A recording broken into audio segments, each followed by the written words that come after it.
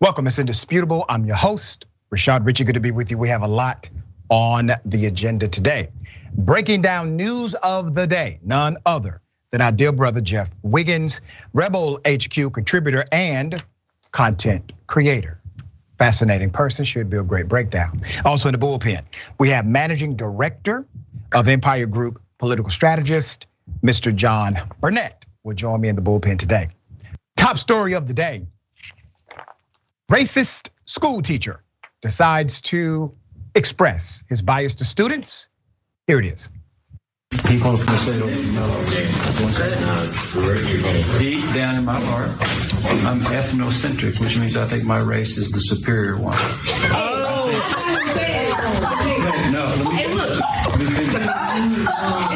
So white is better than all. No, let me finish. Hey. I think everybody thinks that, they're just not honest about it. Hey, I'm not racist though. I like all types of colors. Did I say I don't like people? People only think Wait, that. so you said you are what? You are racist? You're saying you're like, you're I racist? think everybody's a racist at that level. No, you said you are racist. I did. Yeah, I'm trying to be honest. No, I'm not saying it again. I've said it enough. So you're racist. It's like, Put your phone up. I respect you for a while, but like, I'm putting your phone up. I don't got no more respect for you. Put it up. Yeah, for real. I don't think I got respect for him no more, bro. You know, you should have more respect because I'm honest. Let's analyze this. You have the miseducation happening not only to black students, but white students, brown students, whoever was in that classroom received a significant miseducation. The white male teacher is obviously racially biased. Now remember, Republicans typically will present legislation to do things like get rid of critical race theory. A theory, not even taught in K through 12 education. They passed laws, they had movements, press conferences, rallies, campaigns, political action committees, and politicians singing in unison on their side to get rid of CRT. That wasn't even in the schools in the first place. Now, where's the legislation for actual racist teachers to get them up out of the classroom sooner? All right, this all went down in Texas. Let me give you the background. This was Pflugerville, all right? A Pflugerville middle school teacher is now on administrative leave after an inappropriate conversation with students in which he expressed his belief that his race is superior to others. In videos posted to social media of a Bowles Middle School classroom, an unnamed white teacher and students are seen discussing race before a student asks, so you are racist, ? The teacher responds, yeah, how many times I gotta say it? Now, let's go back to the conversation. These are children. Children are supposed to be taught values and ideals. It is not ironic, or maybe it is ironic, that Texas as a state, they literally just passed a new law where teaching the KKK, the history of the Klan, is no longer mandated. Yes, it used to be mandated. The school teachers had to teach about the evils of the KKK. But then Texas lawmakers decided to create a new law where no longer do teachers have to teach this. And if they do, they cannot give what's called deference in the teaching. That's in the statute.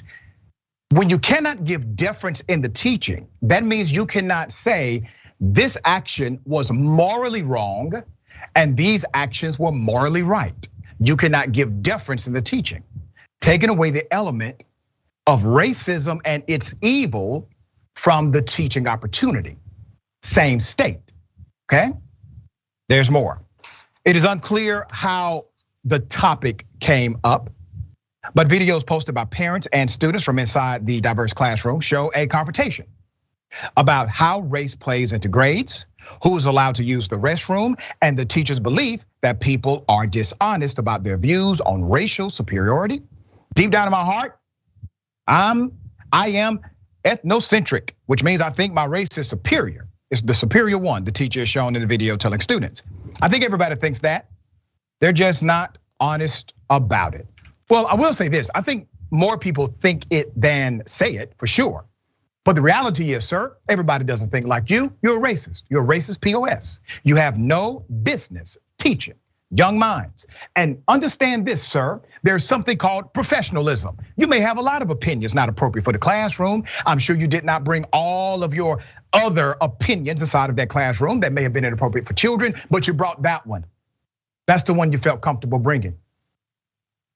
Across several videos, students react in shock at the teacher's statements, with some students later saying they lost respect for him after he said everybody is racist at some level. To which one of the students responds, "I'm not racist though. I like all types of kinds." You know, Republicans would love for you to believe that liberal professors are your problem. Republicans would like you to believe that talking about racism is somehow appropriate in this context. Why? Why are they not outraged in the state of Texas over what happened to those students? Why are they not calling for new legislation to get rid of teachers immediately when there's something like this on the record? This teacher is on administrative leave because of the rules that govern how they deal with processing teachers out. Sounds like to me that's worthy of a statute. All right, KXAN obtained a letter sent to Bowles Middle School families from Principal Sharon Churchin. The letter states the interaction does not align with our core beliefs as a district. The video of the conversation includes statements that we find wholly inappropriate. They were racist. They were racist statements. The fact that you can't say that shows me exactly who you are and where you are. You're not an advocate for these students, and you're okay with the miseducation to your non-black students.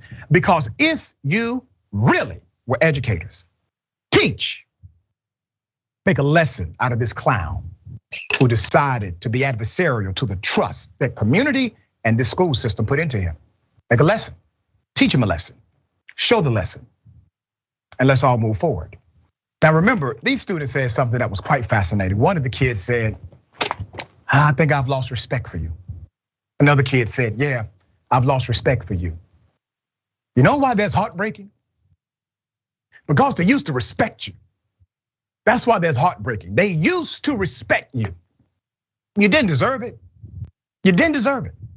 But for some reason, they looked past all of your issues and your character flaws and probably the ridiculous things you've said before. And they had respect for you. You see, children speak truth. They respected you until you decided to show your racist colors to them. It's a hard lesson for a young person to learn. Why did we get here? The why is important. The child in the video complained to his father that his teacher gave him a C and would not allow him to increase his grade. And he said, he won't let me go to the bathroom. My teacher is racist. The father thought, no, my son is probably just trying to make an excuse for his low grade. And then a few days later, that happened. All right, Jeff, thoughts here, brother. So just 10 days ago, a report said that Virginia shut down a hotline designed to field complaints about critical race theory because not enough people were sending in tips. We knew, as you alluded to earlier, that CRT wasn't taught at the K-12 level. And I want people to notice that we really haven't heard anything about CRT going up to and beyond midterms. It's as if it kind of just vanished out of nowhere, even though it was a hot button topic the previous school year.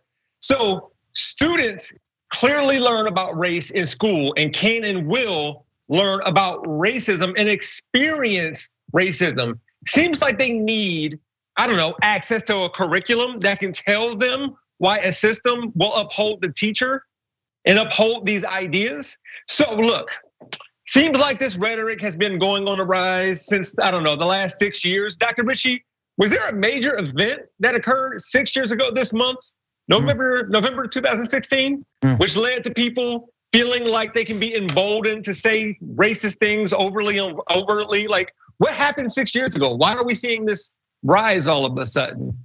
It's fascinating you bring that up because that's intent, right? Intentional design is what racism is.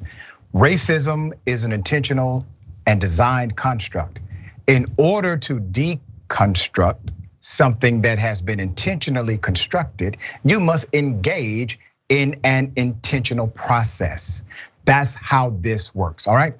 We'll give you updates as they come. Right now, the teacher's on administrative leave.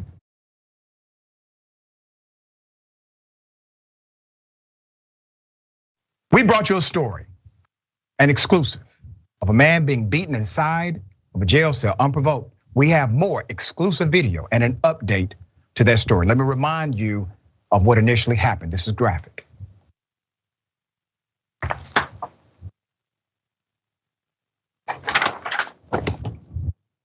Okay, he's in the cell, he's bothering no one, and he's all of a sudden attacked by sheriff deputies. My God. Now you see the guy who's punching him? He's a supervisor, he's a plain shirt, okay? He has rank. They probably did this for him, okay? All of this is happening. Other individuals who are incarcerated actually try to save the man from being brutally beaten. Now, what happened afterward? What happened after that? I'm gonna get into that. We got some more elements to highlight for this story, okay? Let's put up the picture of the jail. Now remember, we brought you this exclusively. In the video, what you see are 5 jail employees enter the cell of a man named Mr. Hobbs. Several officers decide to beat Mr. Hobbs, choke him, and drag his limp body outside of that cell. The cell you were looking at is actually a cell for those who are dealing with mental health crisis, okay? A mental health issue. Now, this all took place in a place called Camden County, Georgia, which is so close to Florida that many people in Camden County actually commute out to Florida and back to Camden County, okay? Now we have more footage of that insane and criminal attack. Here it is.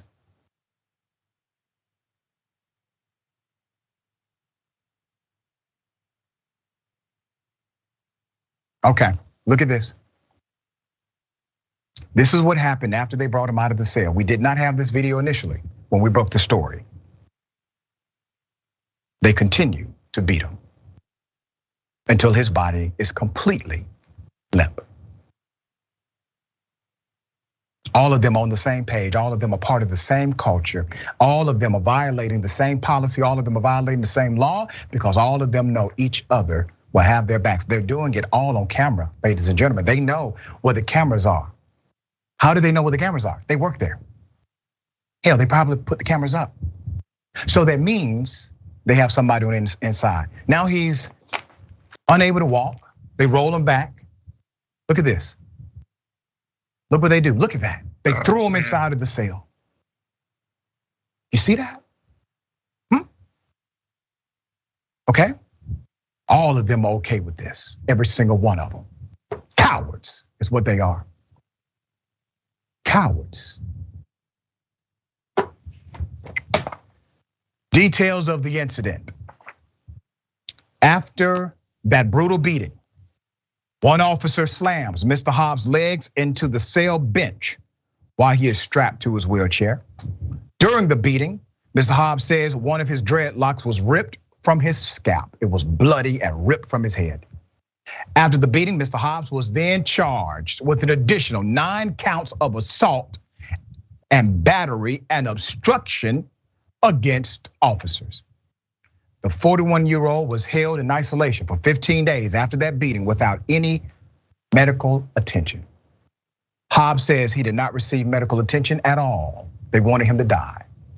One of the officers in the video had his hand placed in a cast after he punched a jail wall in a missed blow at Hobbs. One officer punched another officer by mistake in the attack. Let's put up a picture of Mr. Hobbs and his family Because see, Mr. Hobbs is a human being. Some people are going to say, well, what was he incarcerated for? It really doesn't matter. It was a non-violent offense. According to the record, it was a drug offense. Hobbs says the only command he received from the first officer, which was Officer Garrett, was not to kick his cell door. He replied, I didn't. We have a direct quote from Mr. Hobbs. He spoke to us at Indisputable. He said, and I quote, I really thought I was going to lose my life that night. That was the only thing I was telling myself was don't fall to the ground. Let's go to Hobbs' attorney, Harry Daniels, who happens to be a good friend of mine, civil rights attorney extraordinaire. Hobbs' attorney says he will be filing a complaint with the US Department of Justice. Civil rights attorney Harry Daniels now represents Mr. Hobbs. The image of these 4 or 5 white officers doing what they were doing, it's not going to sit well with a lot of people. And I will tell you right now, we are going to petition the Department of Justice to come in and investigate the officers in his jail. This video, according to Harry Daniels, was unacceptable, and the deputy's actions are inexcusable. They acted like a gang of dangerous thugs and were formally requesting the district attorney to bring charges against them immediately. Frankly, they deserve to be behind bars, not running the jail. Let's put up the leaders here of that county. Buck stops with them. They are responsible for the officer's conduct. Camden County Sheriff Jim Proctor and Jail Administrator Major Rob Mastrioni. They have not commented whatsoever. No comment at all, none. It does not stop just at those cops. Whatever they have going on inside of their jail, all of these cops felt comfortable enough to do this to an individual with all of the cameras rolling. That is indicative of culture. Everybody's on the same page. If you actually do an investigation, you're going to find that probably the majority of those individuals there have dirty hands on some level. Now, for those of you who say you are good cops and you live in Camden County, you work for the Camden County Sheriff's Office, great, state of Georgia, all right? You may be afraid to say something publicly because you live in Georgia, you have family here, you know how the police can be. What I want you to do is contact us at Indisputable. If you are a good cop, if you are a good corrections officer, if you are a good deputy, and you don't like what you saw inside of Camden County and you want to come forward, email me. I will keep your name secret. I'm not scared of none of them. Email me. Indisputable@tyt.com. We're going to continue to bring you updates to the story as they develop. My dear brother, thoughts here.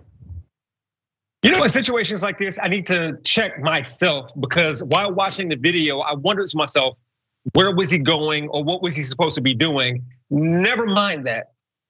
That was a human being. Yeah. It shouldn't have to take 5 individuals to take him down. And some people may think, and my brain didn't even go here, well, why didn't he just stop resisting? No. This man probably saw enough things in that place to let him know that if he didn't stand up to one person, it could have gotten bad with that one individual. The other people just jumped in to seize an opportunity to beat on the man and get away with it, despite the cameras being there. This is wrong. That was horrible. What is this man supposed to do moving forward with his life? There's no rehabilitation in that place. How is he going to get out of that place after what happened and be a man in society, a person, a whole person, including mental health issues? Yeah, which is how he was classified at the time, that he had a mental health issue.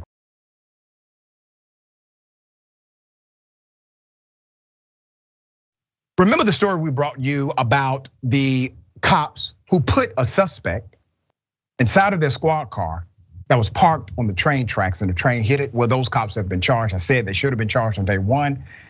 Let me remind you of the horrific scene. Here it is.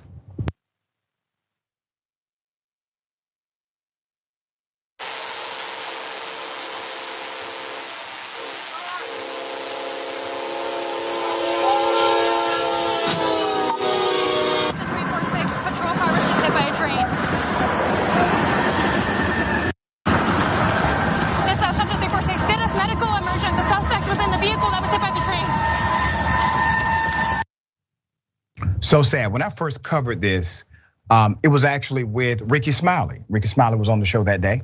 And Ricky said something interesting. He said, listen, I can't even say conclusively that this was not done on purpose on some level. No, nobody knew all of the details yet, but we did know that the cops were not arrested.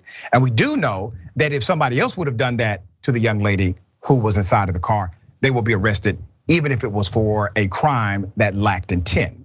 For example, gross negligence, criminal negligence, okay?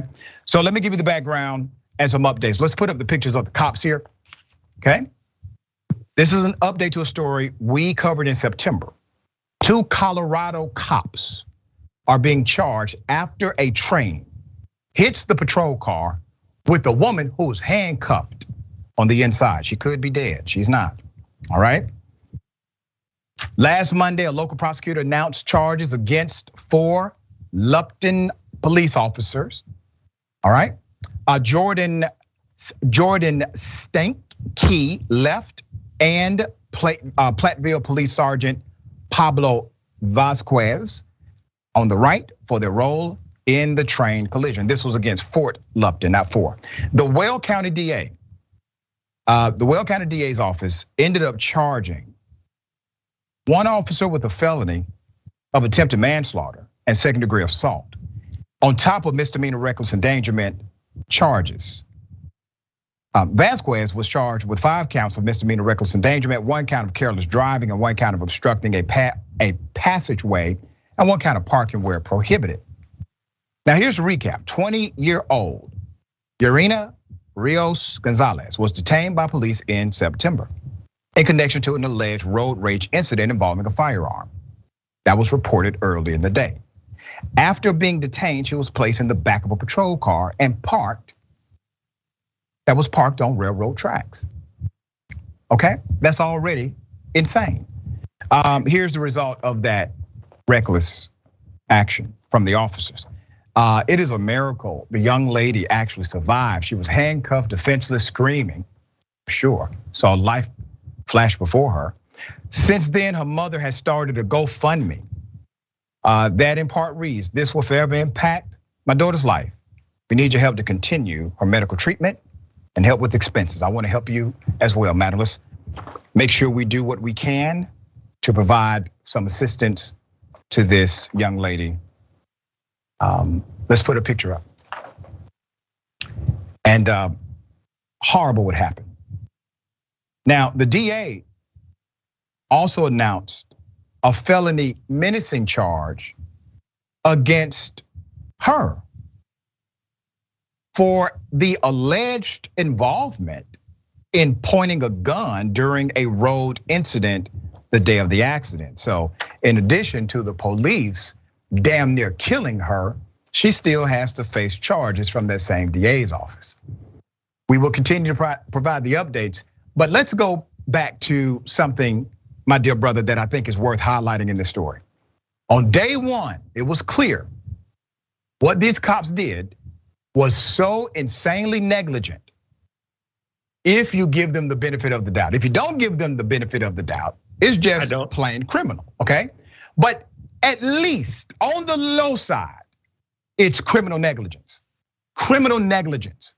Anybody else who did that same thing would have been arrested that night, except the police. It literally took a media movement, a grassroots movement, social media movement, political pressure in order to get these charges. That is the reason people get upset about policing in America. Because yes, individuals make mistakes, and yes, sometimes people are corrupt. But typically in other industries, those folks, they have to walk away from that industry or go to jail. Jeff, thoughts here? Salt in the wounds. She's going to get more charges, more so than those police officers. I became aware of the fact that there was a lot of legislation and policies put in place after the protest of George Floyd in the summer of 2020 that people cannot film the police within a certain distance of a phone because it would be distracting to police, and they may feel like there's a danger close to them because they are aware of their surroundings. You mean to tell me that these 2 officers didn't know that A, their car was on on the train tracks, and B, a train was on its way? I'm with Ricky Smiley on this. I can't say whether or not these people were not already aware that they were on the track, and this was on purpose. Like this was their intent from the outset. Hopefully, an investigation will prove what we need to know about this, and these officers can be held accountable because this is awful. And we're glad she's alive, by the way. We are. And think about this, brother. The reason why those cops decided to park there illegally is because they feel as if laws don't apply to them. A culture has been created to suggest that they do not have to adhere to simple laws. Nobody else would have done that. I would not have parked there because I know it's illegal. It's against the law to do that, and it doesn't make sense. Well, they decided to abandon common sense and abandon the law because typically they're treated as if they are above it. All right, we got more on the other side. It's indisputable. Stick and stay.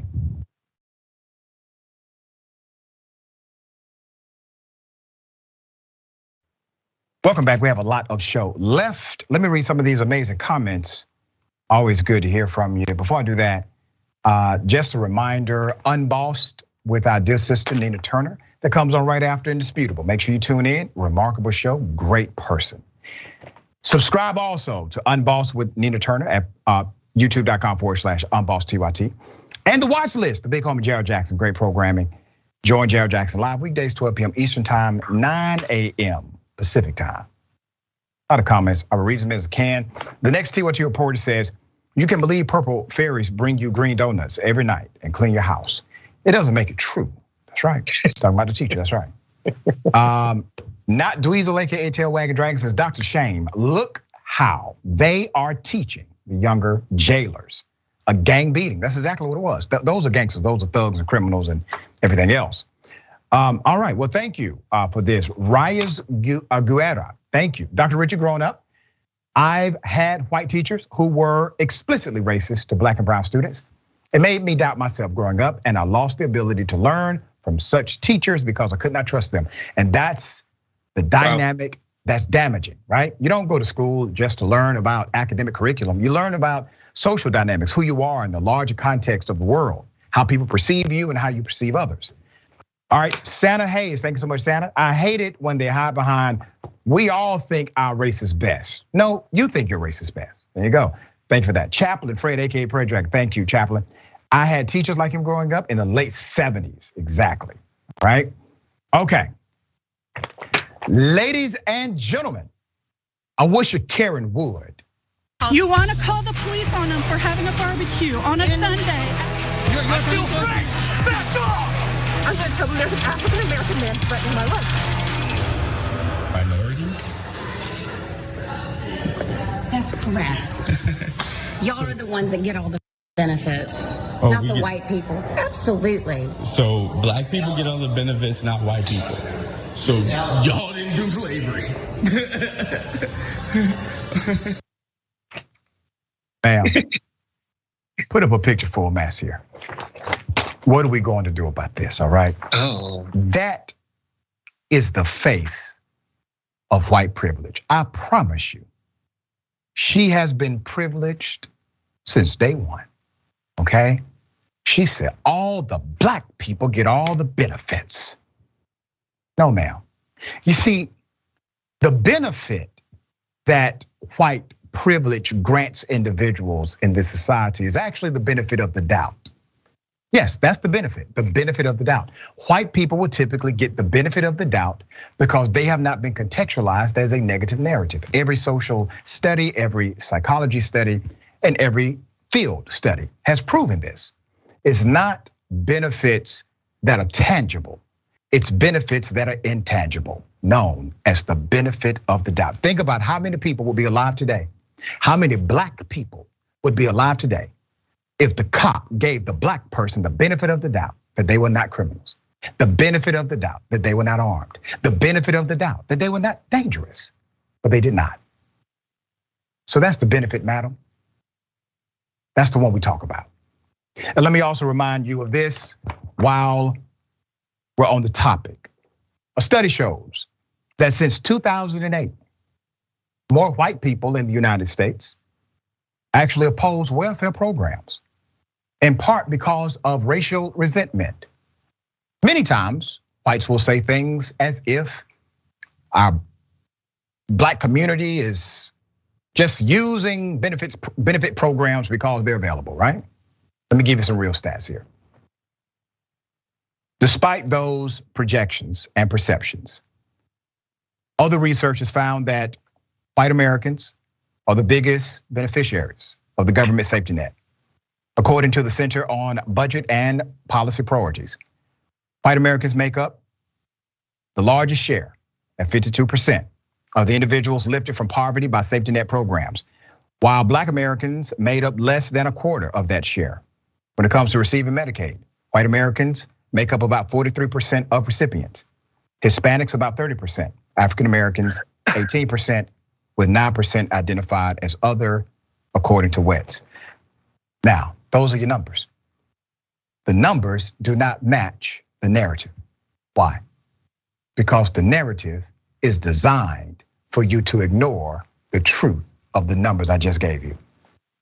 All right, Jeff, thoughts here. You can see it in the eyes. The eyes. Yeah, for sure. Her eyes show me man. affirmative action. And I find it weird that she can say that because affirmative action benefits white women the most. That's college admissions, legacies, donors, students of staff, students of people who are rich and can pay for their kids to get in. They overwhelmingly benefit from that, and they are also overwhelmingly white. My dude took it back to slavery. Let me just give a few things before we go. The 1790 Naturalization Act permitted free white persons to become naturalized citizens. The 1830 Indian Removal Act moved natives west of the Mississippi. The 1862 Homestead Act put millions of acres of land given to white people overwhelmingly. Like, what benefits is she talking about to minorities that they either didn't get overwhelmingly before this or aren't getting now? It's in the eyes, man. She won't tell us, so I'm gonna look at that picture again reluctantly. I don't want to see it. Don't show it again. Don't do it again. Yeah, we're not gonna do it. But it's all in the eyes. She was talking about affirmative action, and she benefits from that the most.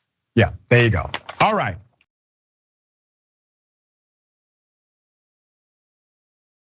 You want to call the police on them for having a barbecue on a Sunday. I feel free! Back off! I'm going to tell them there's an African-American man threatening my life. When customers think you won't go, be seen for the minute. I can throw stuff too. I don't know who you think you are, but what I'm not is your servant. I'm not your slave or nothing. I'm not your little boy. I'm not your son. I'm not your grandchild. Yo. What you won't do is throw anything at me. I don't know what happened. You want to date to me if I was your grandchild. You can take your card and you can go out of my line. Bye. You wish you could see that every damn day, don't you? This anti-Karenist TikTok poster wreak havoc. He's also a photographer based in Raleigh, North Carolina. He regularly posts videos on TikTok about his life as a manager at Wendy's. There has been no official statement from Wendy's or from Wendy herself. She is in a field somewhere with her pigtails, happily oblivious to the Karens that are out there in the world.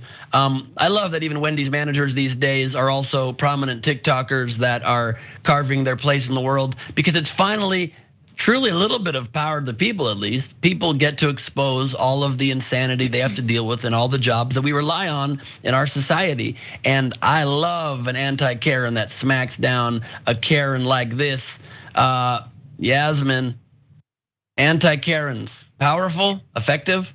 Yeah, man. Like, service workers really are the heroes of America. They're there on the ground floor. They're dealing with the worst of it and the best of it. And personally, I'm generally pretty non-confrontational, but I also love to see justice enacted, especially in real time. I love seeing a terrible person get put in their place. And it's kind of sad because a lot of times people hold their tongues because they're worried about losing their jobs.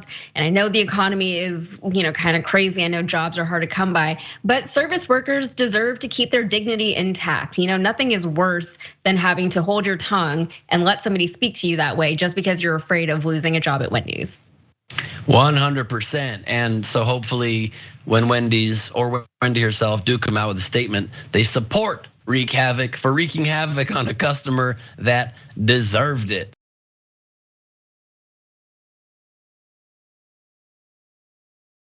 Mike Pence, damn it, he's really upset about what Trump did a few years ago. He had to go to ABC News and talk about it. Here it is. members were barricaded inside the House chamber. And in the middle of it all, you can see that the president has tweeted. 2:24 p.m., the president tweets, Mike Pence didn't have the courage to do what should have been done.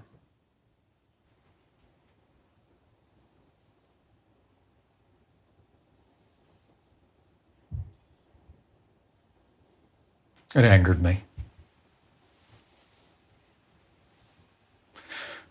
But I turned to my daughter, who was standing nearby, and I said, it doesn't take courage to break the law.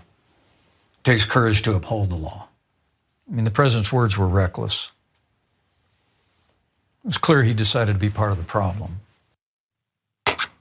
I'll be damned, Mike Pence. The lies you tell, sir, the lies you tell. Now, yes, your president wanted to kill you. I told you that a while ago. I hope somebody sent you the clip. When Donald Trump knew you were in danger and knew you were not going to, let's say, abandon your constitutionally mandated duties, he sent a tweet out to give them the green light if they found you to do something to you, okay? You know that. It put you and your family in danger. You did not express anger then. You continued to act as if this was normative, that this was okay, that it was just a little disagreement between two guys. The man wanted you dead. Hell, he probably still wants you dead, okay? So finally, you mustered the courage.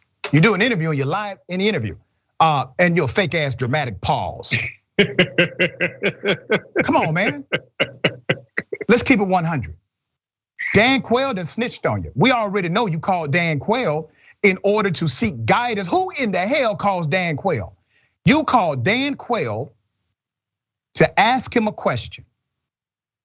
Can I legally do this? Can I do this? Can I not sign the certification for the election and we remain in power? Dan Quayle is the one who told you, if you do it, you will absolutely go to jail at some point in your future. It's completely against the law. So when you say, Mike Pence, to your daughter, it doesn't take much to break the law, it takes a lot to. You tried to break the law. You called Dan Quayle to figure out how you could get this done. Thank God for Dan Quayle. There's more. All right, here it is.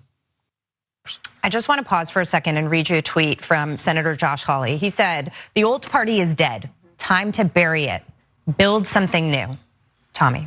A lot of Republican voters are feeling that way, but then we have to consider a whole new mess that's probably coming our way if we have a Trump announcement this week. And we're gonna talk about that later. But if we're thinking we're divided now between McConnell and Rick Scott and all the rest of it, wait until Donald Trump's name is back in the running officially. I know he's been hinting at it for a long time, but when it's officially there, not only will that impact Georgia, likely, it's gonna be whether Democrats hate Donald Trump or Republicans love Donald Trump enough to push Georgia over the line. But there's gonna be a lot of issues in the Republican Party that we have 2 years to sort out. We better start today. So now Miss MAGA has turned on Trump. Pence has turned on Trump. Others are turning on Trump. Why? Because their real political ideology was never about values. It was never about a platform. It was only about power. That's it. Their actual political ideology is power. Donald Trump, because of the massive losses in the midterm elections. I mean, his candidates lost up and down the country. It proves he is a weakened ex-president, no longer has the grip he used to over conservatives in the Republican Party. So now they are finding a new power player. Why? Once again, the real ideology is power. She's not alone. All right, there's more. This is a time that Donald Trump is no doubt in the rearview mirror, and it's time to move on with the party. It's moving in a different direction as we move forward is a good thing. The voters have spoken, and they have said that they want a different leader. And a true leader understands when they have become a liability. Imagine having to support Donald Trump again if he's the nominee of your party?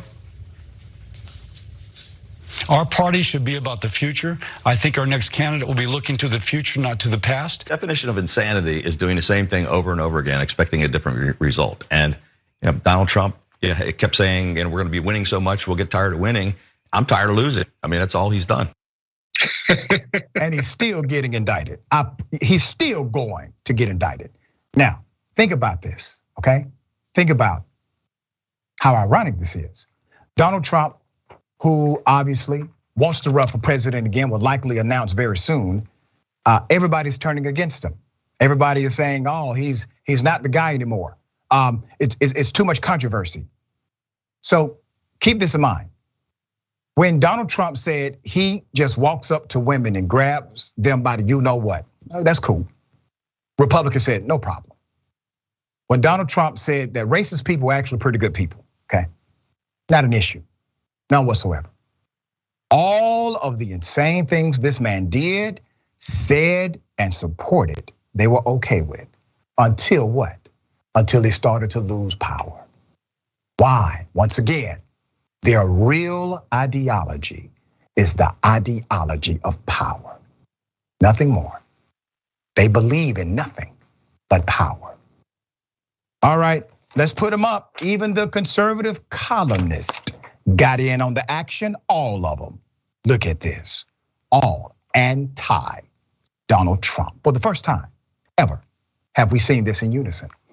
And some are openly advocating for Ron DeSantis, and a Tim Scott ticket for 2024. Look at that. Come on, man. Tim Scott. All right, but Trump is going to be the last person to see the writing on the wall. Republican National Committee obviously will not continue to foot his legal bills, whatever they may be, and he will have a real challenge winning a Republican primary. Thoughts here, dear brother? Well, I'm still stuck on that long pause from Mike Pence, and he may have responded. I don't really remember, but that was a visual representation of somebody seeing their lives before their eyes, because he knows if he would have said the wrong thing, there would have been gallows and guillotines and honestly a burning cross in his front yard, because I think he knows what time it is. I can't believe, I woke up this morning and it occurred to me that, I may not hear Dan Quayle's name today. And you know what? I actually did. Somebody did say Dan Quayle today. So I guess I was wrong in that regard. But it makes me sad that so many people are now jumping off the Trump train. Not any of the things that you described earlier. It's now. That train took them everywhere they wanted to go, and they know it. They know every destination they wanted to, whether it was power, privilege, money. I mean, even me, honestly, my highest grossing Rebel HQ video is about Trump and the Blacks for Trump people. So he did a lot of stuff for all of us, really, especially content creators. At the same time, I'm a never Trumper, and I was always off of that bandwagon, off of that train. So other people getting off now is gross, and they need to do better. All right, we got more on the other side. It's indisputable, stick and stay.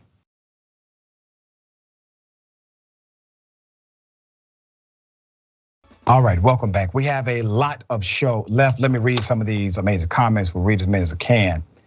Danielle says, the sad thing is the people who need to see the facts on benefits will never see them, as their media always says white people are screwed over. That's right, that's exactly what they continue to spew. Textan says, wow, look at the fury in Mike Pence. He's such a firebrand. He's like, I looked at my daughter. Did you really? Did she look back at you? Because I would have been hella pissed. All right, Miriam Mortensen, and thank you so much for that. I am crying. The way they treated that young man in jail is unacceptable. I am sickened, good God. And we're gonna stay on top of it, all right? We're gonna stay on top of it. They got the right lawyers involved. The lawyer is doing exactly what is necessary, filing an official complaint with the Department of Justice, as well as seeking justice locally through the DA's office. All right, A. Martin, thank you, A. Martin. He knew that for 8 years, talking about Pence. Carlos Garcia, do you? Question mark. Maybe because mother told you so. A. Martin, thank you, A. Martin. And the best actor Oscar goes to Mike Pence. Yep, All right, C. Michael Henson, member for 5 months. Thanks so much, C. Michael. If Dan Quayle told you not to do it, leave it alone. Once again, another black male arrested for stealing his own car. Yep, I said once again, we've covered this type of story multiple times. Here it is. For Bryce Dosa, the emotions are still raw. Seeing himself in handcuffs, stopped by police, he never thought he'd find himself in a situation like that. The orderly moved here from Benin 3 years ago. I feel traumatized.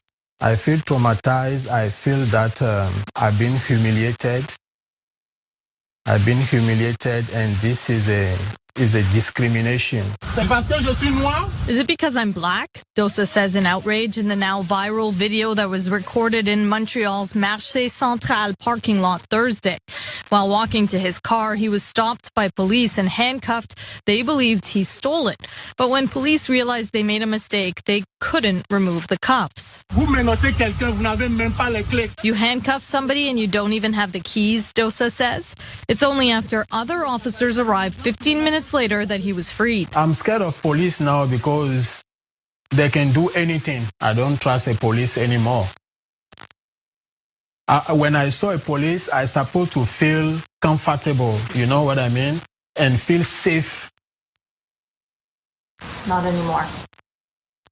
Not anytime soon. Montreal police say plainclothed officers were doing a check on the car when Dosa arrived. They say the car had marks around the keyhole consistent with a break-in. There's 0 mark on my vehicle, nothing. They are lying. Now, due to the video, Dosa has found himself thrust into the spotlight. A private person, he's uneasy with it all, but says it was too important not to speak out. I feel like my human right is being violated. No one says sorry to me. No one says sorry. Dosa has filed an official complaint against the SPVM and is weighing his options before taking further action. You know, you bump into somebody by accident, you say, hey, I'm sorry, okay? You say something to someone, it was inappropriate, you realize it's, hey, I'm sorry. You arrest somebody for stealing their own vehicle, put them in handcuffs that you do not have a key to unlock, and you can't say, hey man, I'm sorry. The humanity has been taken out of policing. Now this is a global dynamic. This is in Montreal, remember?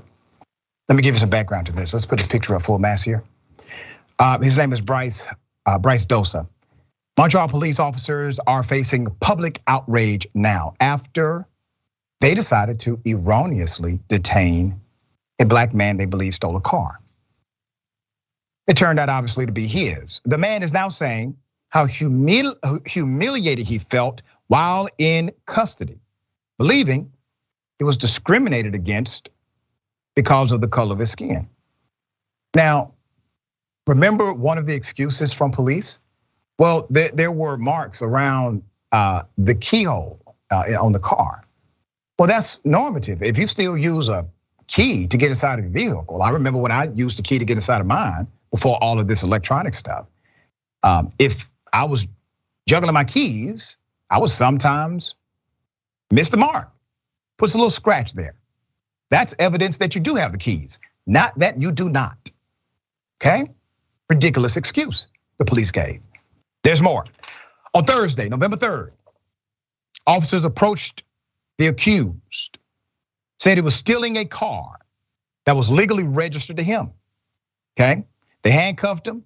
The cops realized they did not have the key to the shackles. So footage of Bryce Dosa being arrested recently went viral on social media, further embarrassing the young man who wants the world to know that he is not a criminal. Sir, we're gonna help you with that.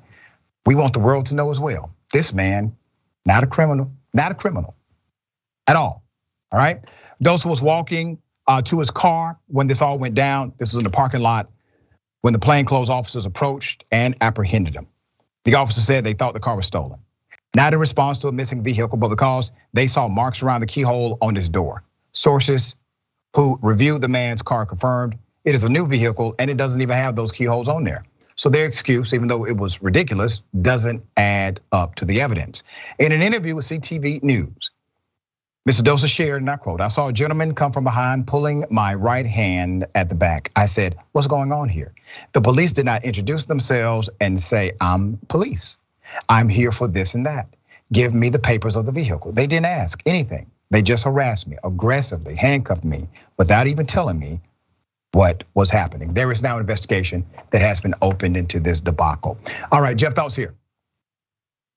Well, you were right about it earlier. If you do something, you make a mistake, you bump into somebody, you nudge them, you mistakenly look at a car and see scratch marks near the keyhole entry, you apologize.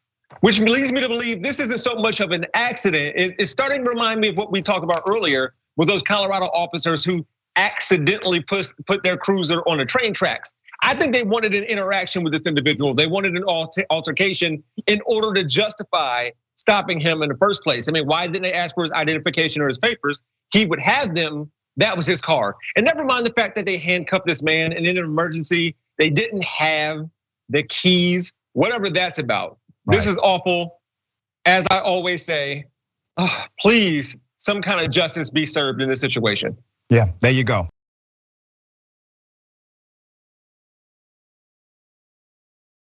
An off-duty cop kills the good Samaritan at the scene. It's a damn shame. Let's put up the picture of the man, full mask. This is so sad. Out of Pennsylvania. His family and the attorney, they are demanding answers. That is 48-year-old Kenneth Vineyard. His family wants justice following his death at the hands of an off-duty cop from November 9th. Let me give you the background. Mr. Vineyard was killed after helping a 20-year-old shooting victim, Rashawn Smith, who had been shot in the abdomen by another man in the parking lot of a Walmart, okay? He's a good Samaritan, he's a good guy. Once paramedics arrived, Vineyard stepped away to allow them to do their job. But then a man in plain clothes demanded Vineyard step away from the victim. The 48-year-old tried to explain to the unidentified plainclothes man that he was simply trying to help make his way to his fiance, who was nearby. The unidentified man insisted Mr. Vineyard step away and violently pushed Mr. Vineyard to the ground, where he struck his head on the pavement. He died, okay? The family's attorney, Joel Sansoni, said after talking with eyewitnesses, they've come to learn Vineyard wasn't pushed by the officer, he was tackled. He says he was thrown to the ground and the officer landed on top of him. He had no pulse. Let's put up the scene here, all right? It's chaotic, was caught with what looks to be a camera phone. He had no pulse, so his fiance and the first responders attempted to provide him aid. He was rushed to the hospital. He died from his injuries. He was a good Samaritan. He was a good Samaritan. And here comes a cop who decides to not be an investigator, to not be a public servant, to not be what he's certified to be. You know what a cop is certified to be? Look at their certification document. It doesn't say police. It doesn't say cop. It says peace officer. They are certified peace officers. Marcy Beatty, who's the fiance, okay? Obviously, shocking and horrific, said he was a huge police supporter, had best friends that were cops, and they are now all upset and outraged about what happened. The attorney would learn the aggressor was an off-duty township officer, okay? The preliminary autopsy report reveals clearly that the cause of death was because of the cop. They have now ordered a secondary autopsy. The report is expected very soon. So now, while Sansoni can't reveal the name of the cop, he claims because of the death of Mr. Vineyard, he says at some point it will come out. No one will be surprised. Isn't that something? No one will be surprised. The attorney says his office got confirmation from law enforcement within the community that this officer has had many problems in the past involving police misconduct. As we preach continually right here, You got to get rid of the bad officers. They are bankrupting your city, bankrupting your county, and they're bankrupting the moral trust that's required between community and cop for the thing to function properly. But you want to protect them at your own peril. While state police are investigating, let's put them up. There are no answers as to what happened to the officer. Beaver County DA David Lazier said his office can't comment on the state police investigation. And Center Township Police Chief Barry Carmer says he merely offered thoughts and prayers. All right, so that's it. Investigation ongoing. Here we go again. Back the blue. No. You back the blue when they're right. You don't back the blue because they got on a blue shirt. The hell are you talking about? They're wrong here. But it seems as if still the wheels of justice are not turning in the right direction, even though this is a clear-cut case of a plainclothes cat killing a man on his day off. All right, Jeff, thoughts here. We've seen similar situations with good Samaritans who happen to have a weapon in order to stop an assailant from doing something. And the cops they don't have the ability to notice who is and is not the good guy or the bad guy in those situations. This man didn't even have a weapon. Right. So when it comes to them being peace officers, I'm really struggling to figure out and find out what they're doing to maintain the peace in these situations. Because in this situation right here, this one in particular, seems like this guy definitely made things much worse for everybody involved. And hopefully justice will prevail and things will get worse for this individual. He shouldn't be on the force anymore. Move on, bring somebody else in. Yeah, he needs to be arrested. He needs to go to jail. His actions led to the death of another person and they were unprovoked. He was not on duty. He has to go to jail. This needs to be prosecuted. We got more on the other side. It's indisputable, stick and stay.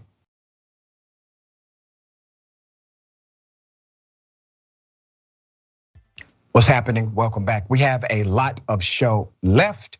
Let me remind everybody, okay? Georgia U.S. Senate runoff. I know we've been here before. We are here again, and I'm right here in the state of Georgia. We got Canvas 2022. It is not over. We've got a critical race coming up with this Georgia Senate runoff. It sets the stage for the future. Wait a minute. Producers didn't tell me they were going to use that picture. All right, that's fine. Make sure to get out the vote and tune in to our live coverage on Tuesday, December 6th. Starting at 6 p.m. Eastern time, 5 p.m. Pacific time. This is a critical race, all right? You know why? Because Herschel Walker would be a critical nightmare. And Warnock is a remarkable statesman, right? Very good brother. And please make sure you join us for that election coverage. Good cops actually do exist in the world. Good cops are real. They are here. Here's a video. Why is your pants down, man? That far they go. What? That far they go. You ain't got any other pants? No. Cause you can't be walking around like that, boss. I'm gonna go get some more pants. You gonna get it from where? Downtown. I'm gonna go get some clothes. But you said it's downtown. That's too far. Yeah, I'm gonna go get some. You need it right now. Yeah, I'm gonna go get some now. Cause I can't keep getting calls about you walking around like that. Okay. Let me take you to Walmart. You wanna go to Walmart real quick? I'll go buy you a pair of pants. Okay. I need some shoes too. All right, come on. I'll come help you out. Come on.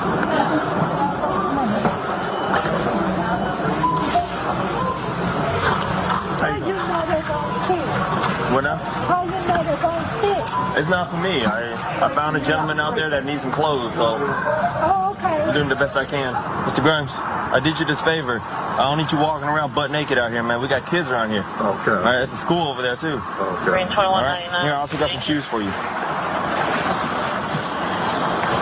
You say your feet hurt, so I got something comfortable with some cushion inside. But you can also walk outside with this, all right? Mr. Grimes, please take care of yourself, okay? And try to keep your clothes on. Yeah, try to keep the pants on. All right. Lift it up a little more, all right? Don't let it go underneath you. Leave it on your belly.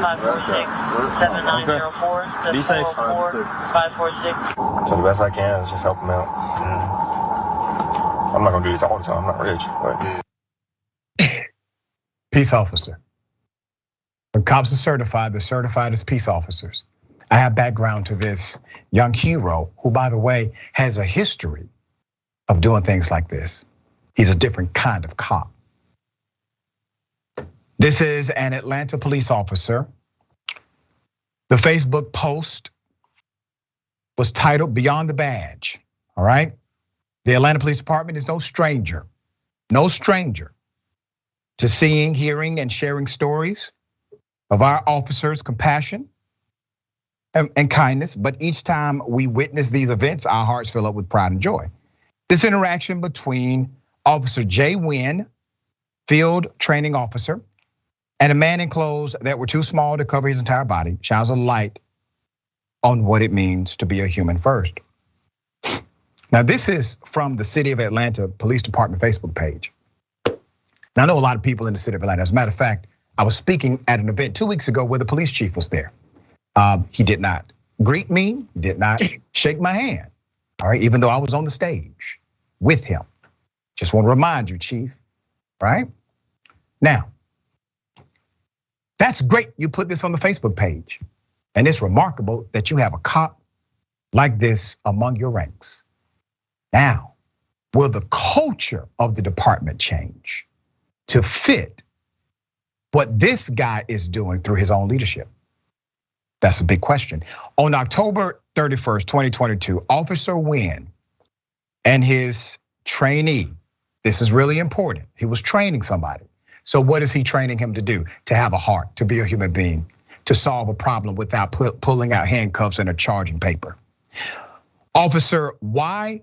Prophet were dispatched to a public indecency call in Northwest Atlanta. Upon arrival, the officers observed a male wearing ill-fitted clothing that exposed his body. This observation is what led to the indecency 911 call. Recognizing that the issue could be better addressed with empathy rather than police action, Officer Wynn made an in-the-moment decision to purchase clothes and shoes for the male.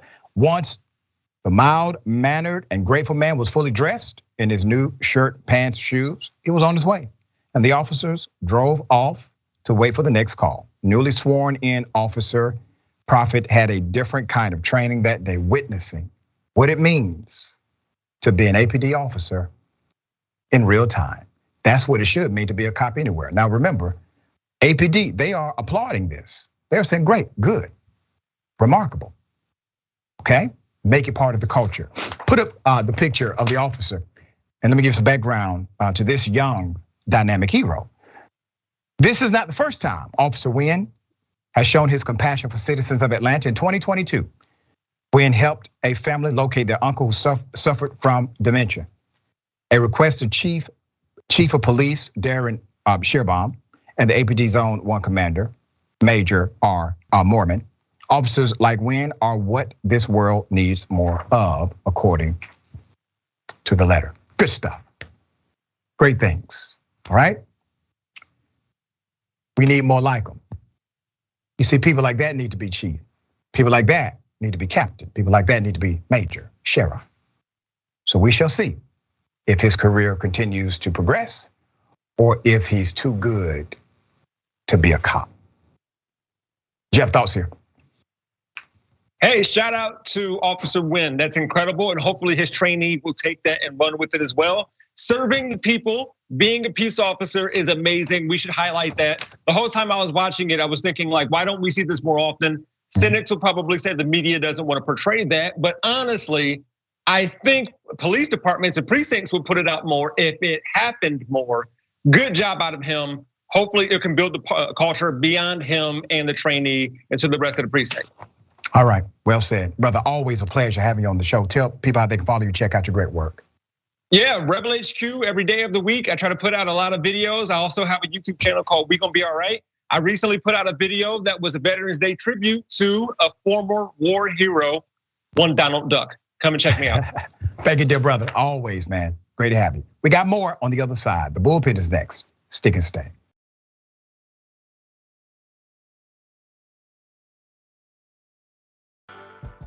Okay, let's get it. Ladies and gentlemen, welcome to the bullpen.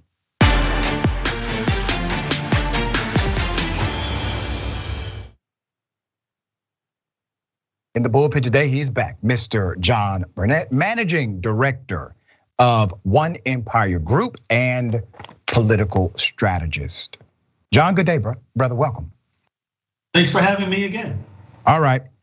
They said it was going to be a red wave. It's barely a red trickle.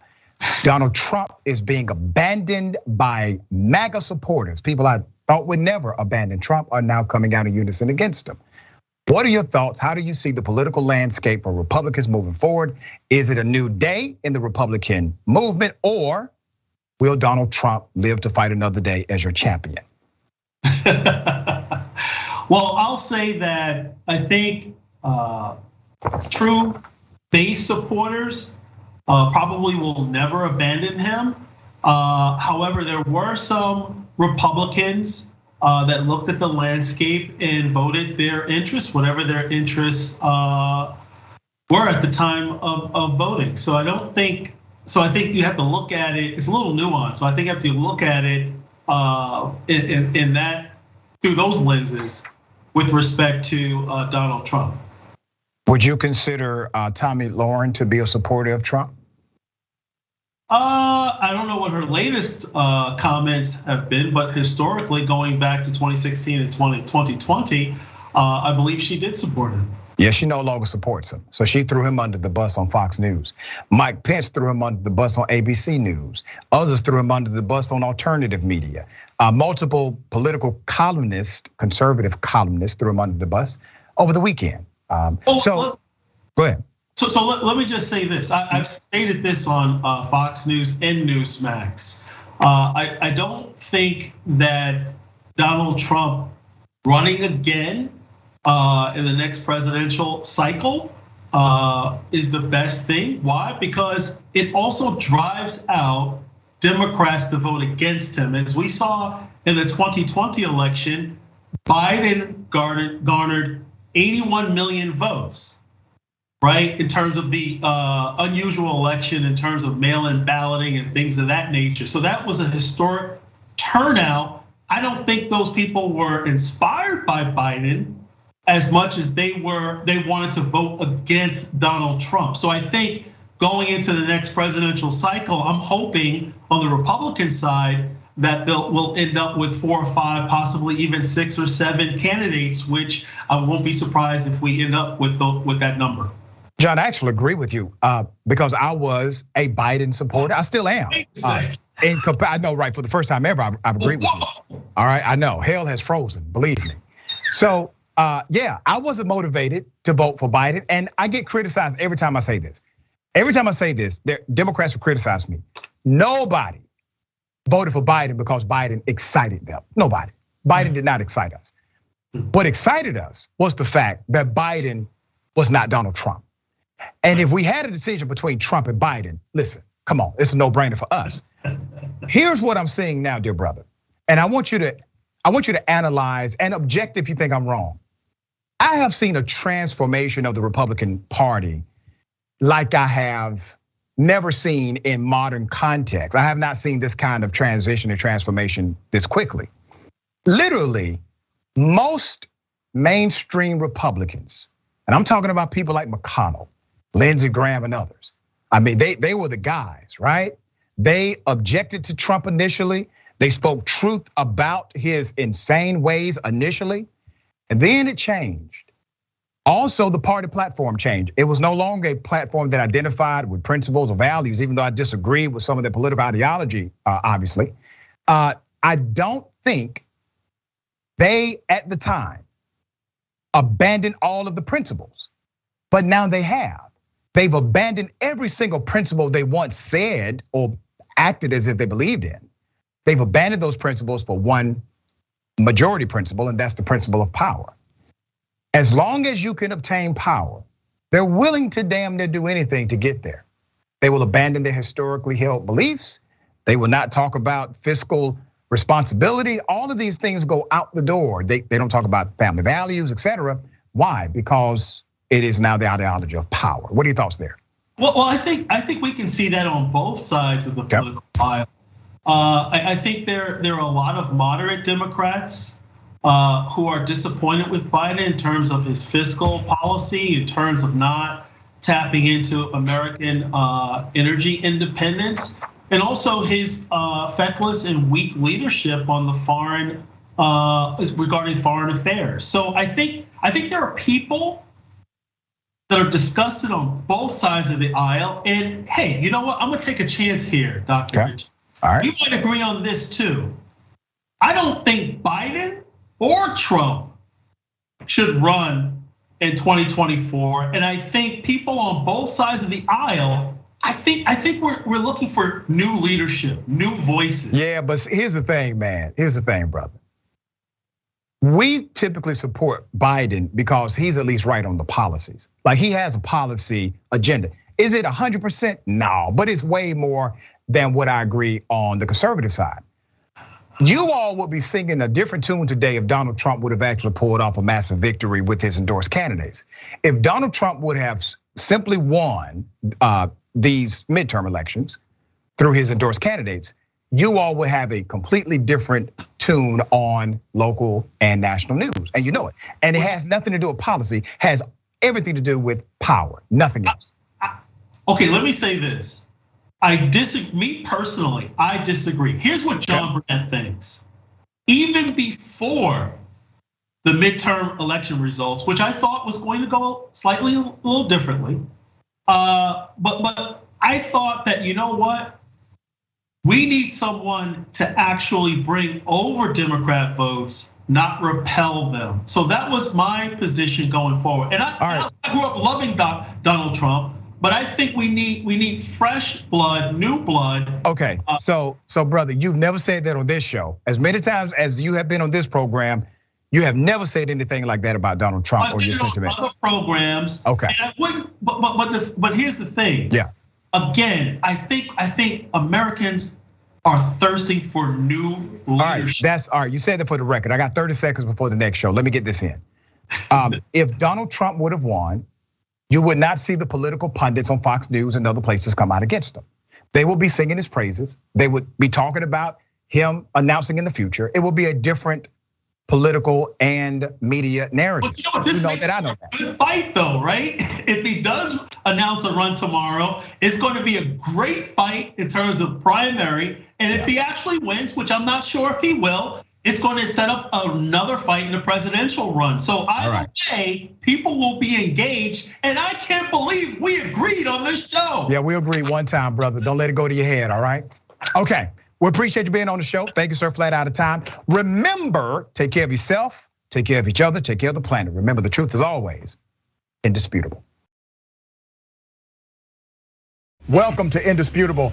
I'm your host, Dr. Rashad Richey. We got a lot happening today. But what do we do on this show? We tell the truth. You know why we tell the truth? Because the truth is simply indisputable. Rashad, great to be here. Congratulations on the new show. And I gotta let everybody know that Rashad and I go way back. Here's the pattern that we see in all of these Karen stories. They think they own stuff they do not own. Now, where does that come from? I don't know, maybe slavery. Maybe they think they should still own black people. This is what happens when Karens weaponize the police.